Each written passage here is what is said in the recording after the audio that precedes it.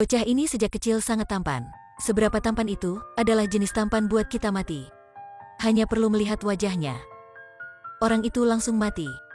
Dia bernama Max, baru lahir sudah membuat 3 dokter mati karena tingkat tampannya. Jika tampan adalah kejahatan, pasti Max kejahatan terbesar. Setelah ibunya menyadarinya berciri itu, cepat mengantarnya melarikan diri dari rumah sakit. Mereka juga tak berani ke rumah dan memindahkan rumah. Orang tua Max ingin menyembunyikan kekuatan gaibnya dan meyakinkan keamanan mereka. Jadi menggunakan kain memerban di wajahnya, dan begitu sampai 20 tahun berikutnya. Dalam 20 tahun itu, Max selalu di rumah dan jarang keluar.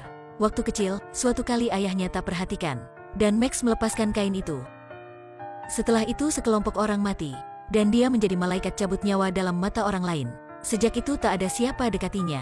Untuk ada kehidupan biasa, orang tuanya harus memindahkan rumah banyak kali. Dengan usia semakin besar, Max juga menerima kekuatan gaibnya, dan tidak ingin melepaskan kain lagi. Ayahnya khawatir dia akan menderita autisme, jadi mengantarnya ketemu dokter psiko. Setelah mendengar cerita Max, dokter sangat khawatir dan berkata, "Lebih baik kamu ke rumah sakit psiko.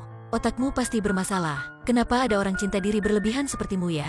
Merasa diri bisa tampan sampai mati orang." Untuk membuktikan katanya, Max melepaskan kain di wajah. Setelah itu terdengar suara "am". Orang tuanya khawatir segera masuk dan hanya bisa berkata, "Betul, Melit akan mati." Tetangga Max ada seorang laki-laki bernama Dan. Dia tahu kekuatan gaib Max, tapi belum pernah benci atau hindari Max, karena Dan tahu, hanya perlu tidak melihat wajah Max, dia akan tak apa-apa, dan adalah teman satu-satunya Max. Dia sangat menghargai persahabatan ini. Sebagai teman-teman lain, Max juga ingin ada cinta yang romantis. Tapi dia setiap hari memerban wajah. Jadi semuanya berpikir dia adalah monster. Tak ada seorang pun ingin mendekatinya. Max keluarkan sebuah batu bata, dan menyuruh dan merusakkan mukanya. Dia berpikir hanya tidak ada muka tampan mati orang ini. Untungnya dia bisa berkehidupan biasa. Meskipun jelek juga tak apa-apa, dan tidak ingin melihat temannya sedih. Jadi berpikir cara mencari gadis di internet untuk Max. Setelah itu pertemukan untuk keduanya. Gadis itu sangat ingin tahu muka Max. Dia hanya bisa berkata dia baru kecelakaan. Inilah alasan dia pernah gunakan waktu kecil. Max sangat tersentuh ketika gadis itu datang. Tapi inilah kali pertama dia mendekati seorang wanita. Tapi tepat waktu mantan pacar gadis itu melewat, dia melihat penampilan aneh Max. Menuju mengejeknya, dia tekan kepala Max ke meja. Kain di muka juga basah. Max sangat marah. Tapi untuk menyimpan kehormatan dengan wanita, dia menahan diri tidak menggunakan kekuatannya. Bagaimanapun kekuatan membunuh seseorang sebenarnya mudah sebagai membunuh semut. Setelah si mantan pergi, wanita itu melihat penampilan pilu Max dan malu berkata, menggunakan alasan sibuk untuk pergi. Pertemuan pertama dalam kehidupan Max berakhir. Dalam hati Max sangat sedih, dia pergi ke awal jembatan. Dia tidak bisa mengerti, mungkinkah tampan juga adalah kejahatan? Jika terlalu tampan harus jomblo selamanya kan? Meskipun kalimat ini sedikit konyol, tapi sebenarnya tampak sangat pilu. Max ingin bunuh diri, menutup kehidupan tampan pilunya. Tapi seorang gadis mendadak memanggilnya. Dia bernama Alex. Dia menyadari keinginan Max tapi tidak ingin mencegah. Hanya tanya Max satu pertanyaan. Coba tebak ketika kamu mati akan timbul tidak? Max terpikat oleh gadis aneh ini.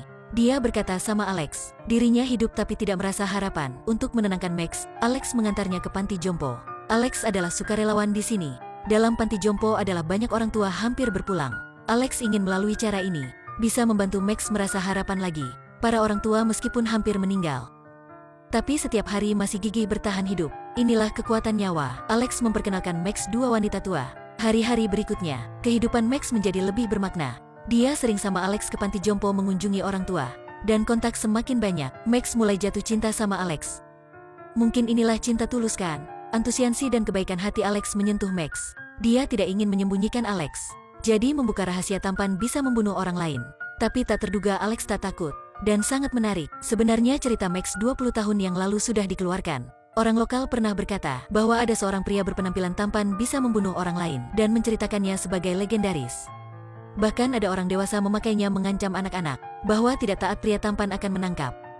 Alex hanya berpikir itulah legendaris. Tak terduga sebenarnya berada. Max menceritakan ceritanya. Alex juga membagi rahasianya. Sejak kecil Alex menderitakan sebuah penyakit. Itulah tidak boleh terlalu emosional. Ketika emosional, denyut jantung cepat naik dan akan bahayakan ke nyawanya. Karena percintaan aneh ini sampai sekarang Alex tidak cinta siapa. Kedua manusia sama keadaan tampak melihat harapan dari yang lain. Dengan saranan Alex, keduanya sudah mencoba banyak hal lain. Pertama kali menonton film sama teman lawan jenis kelamin. Pertama kali minum sampai mabuk. Melihat perubahan anak, orang tua Max sangat senang. Mereka tidak bisa terduga, anaknya memerban tertutup sebagai zebra masih bisa mendapat pacar. Bahkan mencurigakan bahwa gadis ini menderita penyakit aneh apa tidak. Beberapa hari selanjutnya Max mengantar Alex ke pinggir kota. Inilah kali pertama Alex main di pinggir kota, jadi dia senyum sangat bahagia. Di jalan keduanya memfoto banyak. Tangan Alex tidak beperhatian sudah berdarah. Max segera melepaskan sedikit kain di mukanya. Setelah itu memerbannya. Mungkin ciri tampan ini Max tidak sepenuhnya tak berguna. Dalam waktu gawat bisa memakai untuk memerban. Dan tidak takut tak ada kain. Malam itu keduanya camping. Alex sangat ingin tahu muka Max. Untuk menyelesaikan keinginan Alex, Max menyuruhnya menutup mata. Setelah itu melepaskan kain. Untuk hindari kecelakaan, dia menggunakan kain menutup mata Alex. Setelah itu menggunakan tangannya, menyentuh di muka. Alex sudah ada jawabannya. Dalam hati sangat senang, Max betul mirip yang dia terbayang. Pasti bisa membunuh orang. Setelah camping, keduanya ke panti jompo menunjungi orang tua. Seorang wanita hampir mati dan sudah terjatuh pada setengah koma. Alex tidak kejam melihat dia menanggung kesakitan. Dia memeluk mukanya menangis. Nyawa dia siapa berakhir, tapi masih menanggung kesakitan. Alex merasa itu tidak adil. Kenapa seorang tidak bisa mati dengan lega? Jadi dia meminta Max membantu wanita tua untuk dia bisa dengan nyaman ke surga. Max sedih mendekatinya. Dia memanggil wanita itu. Setelah itu melepaskan kain, dan dengan dia melihatnya, wanita itu setelah melihat muka Max, mukanya muncul senyuman yang bahagia. Tapi senyuman itu hanya sementara, dan beberapa menit lagi, dia sudah buang nafas terakhir. Beberapa hari berikutnya, Max mencoba hubungi Alex. Tapi Alex sebagai hilang. Tak ada kabar apapun. Dalam hati Max sangat sedih. Dia dengan alamat ke rumah Alex. Alex tidak bisa hindari lagi, jadi akhirnya menceritakan kenyataan. Kesehatannya sangat lemah. Karena ketika dia di samping Max, membuatnya ada emosi yang kuat. Percintaan bagi orang biasa adalah hal indah, tapi sama Alex itu sangat bahagia. Max mengundang Alex mengikuti festival. Dia berpikir berkegiatan akan baik untuk Alex. Setelah pikir Alex setuju. Dia tidak ingin Max kecewa. Mengikuti festival jenis ini merupakan kali pertama keduanya, dan juga merupakan kali terakhir. Dia tidak ingin melewati sempat ini. Inilah festival penyamaran, tepat bisa mengatasi masalah Max. Dia tidak ingin menggunakan kain jelek itu lagi, dan bisa mengganti dengan topeng. Malam itu, Alex bergaun sangat cantik ke rumah Max. Setelah mendengar suara Max ke bawah melihat, dan tidak sengaja lupa topeng. Orang tuanya mengejutkan berputar, dan tidak lupa menutup mata Alex. Sedikit suasana stimulasi Max hampir membunuh ketiga nyawa. Max setelah mempersiapkan dan mengantar Alex ke festival, dengan suara musik, keduanya saling memeluk melupakan semuanya. Waktu itu mereka tidak memedulikan semua lain. Meskipun masa depan gimana, meskipun keesokan hari gimana, mereka hanya ingin menikmati momen berharga ini. Tapi sesaat lagi Alex tiba-tiba mimisan. Dia sangat malu dan masuk toilet mengatasinya. Max tidak tahu, untuk bisa di sampingnya Alex sudah tidak peduli kesehatannya.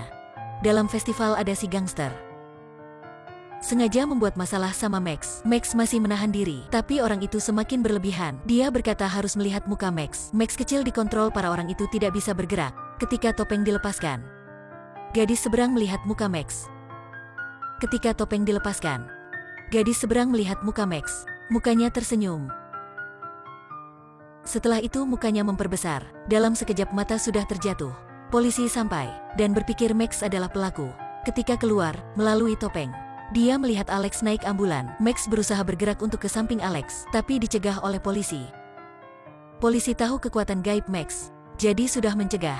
Mereka harus memecahkan aturan, membiarkan Max menggunakan topi untuk memfoto mendaftar informasi. Ibu Max mendengar kabar sudah menjaminnya. Max setelah itu cepat ke rumah sakit. Alex terbaring di katil sangat lemah. Dia upaya tersenyum sama Max. Max menemukan obat Alex di samping. Dalamnya adalah obat jantung.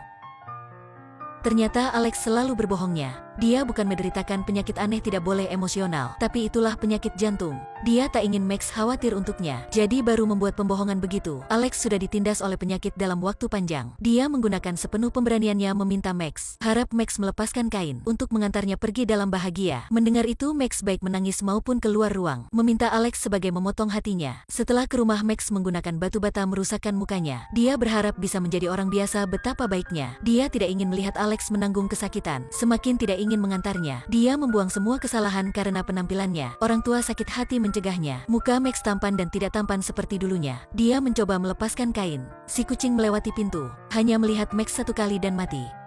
Rencananya sudah gagal. Mukanya adalah senjata membunuh orang, meskipun tampan atau tidak. Setelah tenang lagi, dia ke ruang Alex.